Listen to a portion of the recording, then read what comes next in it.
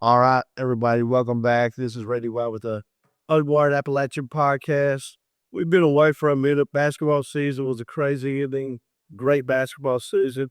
After basketball ended, I kind of got under the weather, so we've been a little bit inconsistent. But we're back. We're going to give you All Mountain Girls start now. We'll be back maybe next week with the boys. These things are hard to decide. Like, just before we start off, I want to say that these things are hard to decide. We got a lot of great talented kids in the area. It's hard to decipher where the line begins to where first team or second team is and begin. Like, there's kids on the third team that you can put on the first team, but nobody would bat an eye, vice versa. So we try to get this right. With that being said, let's just get into it. All Mountain Player of the Year nominees. These girls had outstanding seasons. We'll kick it off with Patriots, Kylie Alvin. Just fun to watch. Just a pure point guard. Almost impossible to press. She could do a little bit of everything. If you watch her play, you know what I'm talking about. She can play. Phelps is Callie McCoy. Ended her career with nearly 3,000 points, over 2,500 scored. She could just score. She had a great season. Phelps had a little bit of a rebuild this year, but she stayed the course and had a great year. I think she finished averaging 25 a game. Hazard's Maddie Fronapple. I'm sure I just butchered her name, and I apologize to anybody whose name I don't get right, but I try. Uh, then Paceville's Kylie Kidder. This girl could be, I don't care what you play. You throw a kid like this on the field, they're just going to be good. She is just outstanding athlete. One of the top volleyball players in the state, one of the top basketball players in the state. You just throw the field, she's good. Johnson Central's Carlia Stanley. Johnson Central had a great season. She was the leader of that team. I think she was just a sophomore, only going to get better. Just outstanding seasons. When the dust settled, it's hard to name one. So we did Kylie Kidder and Kylie Alvin. Kylie Kidder, her scoring speaks for herself. Her shooting speaks for herself. The competitor she is, she speaks for herself. Hypheless Callie Alvin.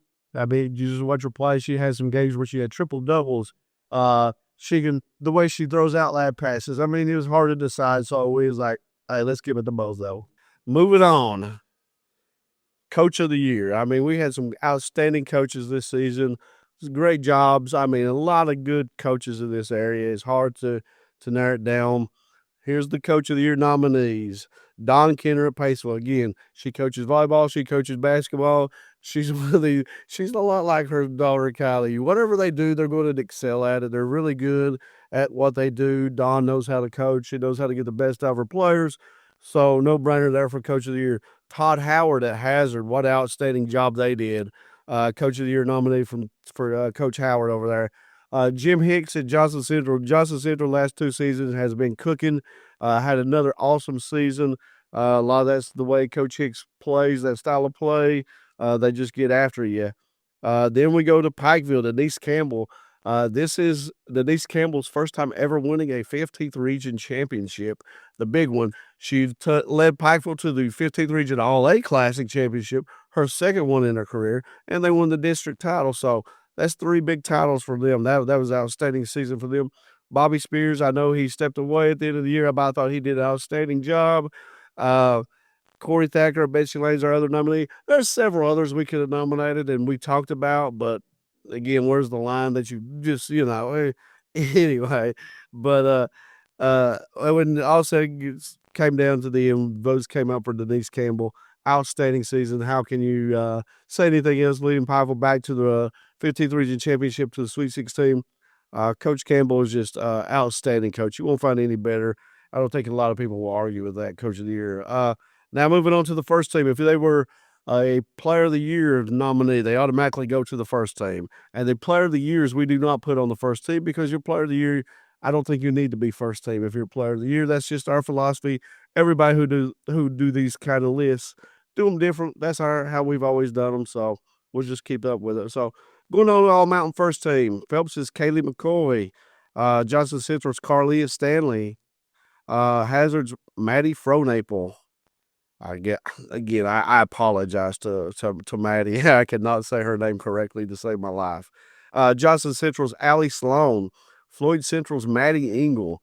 Lawrence County's Brooklyn Markham, Pikeville's Catherine Walters, Tug Valley's Bailey Hall, uh, and Lawrence County's Jaden Patton, Belfry's Lexi Mapes, averaged a double double. Macy Manor at Martin Calvert, another double double. And then we had Courtney Keene and Olivia Stanley at East Ridge. Those two girls, they had outstanding seasons. Those two, the girls, like if you put one on one list, you got to put them wherever you put one, you got to put the other in my book. Numbers very similar game. East Ridge had a great season, and a lot of that is because of those two. So well deserved to all the girls on the first team. Moving on to the second team. Tug Valley's Haven Deskins, Pike Central's Laura Stanley, another kid who we talked about first team could have been. We try to make stats in. Stats aren't the end all be all, but you know, I don't know. When the votes came out, she got second team. Could have been a first teamer. Same thing with Allison Howard. Same thing with Greenlee D in Buckhorn. All these girls had great numbers, great seasons. So just outstanding seasons. Johnson Central's Emma McKenzie, Floyd Central's Reagan Lafferty, Knott Central's Danny McAlarnis. That's the name to watch. She's coming up. She is an outstanding all-around athlete. So she is jumping on the scene big time. You might recognize the name McAlarnis. Her sister plays at UPike, had an outstanding career. She's that vein of athlete as well. So Shelby Valley's Lindsey Baldwin, Pikeville's Nicole Lynn, another kid who got injured before injury, probably was going to be a first tamer. Tug Valley's Katie Hall, and Perry Central's Brooklyn Cornett. Moving on to the third team, and after the third team, we'll just list honorable mentions. I'm sure Corey will do something cool with these all mountain with the honorable mentions and these lists and all that. So, but the all mountain third team girls, Abby Barnett from McGoffin County, Sydney Snodgrass from Pike Central could easily been higher.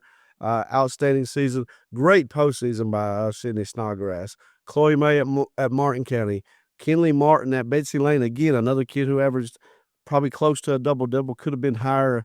Honestly, in some of these, I mean, very very great season. Belfry's Emma Dixon, seventh grader, one of my favorite kids to watch. She just goes out and shoots 30-footers, I mean, and nails a lot of them. I mean, bright future for her. If you haven't seen her play, go watch her. She is a lot of fun. Phelps's Kaylin Sloan, Johnson Central's Cameron Duncan, Letcher Central's Allie Bailey, Letcher Central's Sadie Johnson. That's a name you probably recognize from last year. She was probably higher last year. She might have even been a first teamer last year for Shelby Valley. She was injured. Luckily, she got to play. She still had an impact when she came back and helped Letcher Central with that 14th. Outstanding job there by her. So if you're wondering why she's third team, injuries had a lot to do with that. She missed a big part of the season as well. Pike Central's Jaden Looney. I thought she had an outstanding end of the season. Great postseason run. Betsy Lane's Jada Pente. Tug Valley's Kylie DeBoard.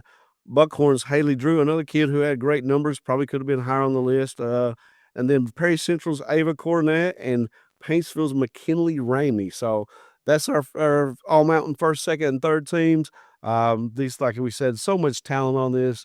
Where do you really get, like, where does the line draw? We have to figure it out somehow. We did it the best we could. A lot of these girls are coming back next year. A lot of these girls have bright futures. To everybody who made the list, congrats, all the honorable mentions, because your honorable mention don't mean you had a bad season. Just a lot of talent in these mountains. A lot of these girls are young, and whatever. Had outstanding impacts. All the kids on the list. So if you're on this, you can play in our books. So I think that's going to wrap it up for the Girls All Mountain. Follow us on all our social medias. This will be TikTok. Well, I don't know if we'll have this on TikTok, but we might have some clips. Who knows? We got clips everywhere. We got photos, stories. Look for us in our newspapers. Look for us Facebook, TikTok, Twitter or X, whatever you want to call it, YouTube. All the stuff Jeff's doing with off his podcast. Follow those as well. Those are great. He's got a lot of election stuff coming up. If you want to get into and be informed who's running in your area and what's going on there, follow that stuff too. From Corey Vance behind the scenes, we'll try to be back next week with the boys. Boys is a little bit tougher. We've got it pretty much roughly done. We've got to kind of fine tooth the boys a little bit. It's a little tougher. A lot of crazy stats of the boys. A lot of lot of talent on that side as well. But for Corey Vance, I'm Randy White. This has been the All Mountain Appalachia Girls 26-20. Ah, man, that just sounds weird, right? It's the 2026 Girls All Mountain basketball teams. We'll see you next time. Thanks.